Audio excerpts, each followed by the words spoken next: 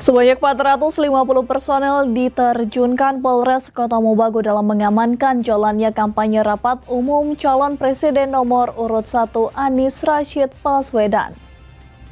Polres Kota Mobagu menerjunkan sebanyak 450 personel untuk mengamankan jalannya kampanye rapat umum Anies Baswedan calon presiden nomor urut 1 yang berlangsung pada pagi tadi di lapangan Molino, Kota Mobagu Barat.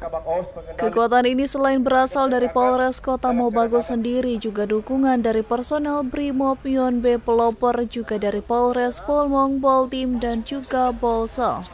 Kita untuk pengamanan kampanye rapat umum terbuka Capres 01 pada hari ini kita melibatkan 450 personil yang terdiri dari personil Polres Kota Mobagu, BKO dari Brimob Pelopor Yon B Inuai, kemudian dari backup dari Polres-Polres tetangga, Polmong, Poltim, dan Polsel.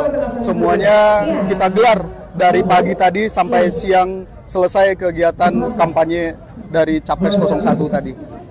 Kampanye calon presiden 01 ini sendiri berlangsung dengan aman sejak dari kandidat presiden Anies Baswedan mendarat di Stadion Nunuk Matali di lokasi kampanye serta saat Capres 01 meninggalkan Kota Mobagu.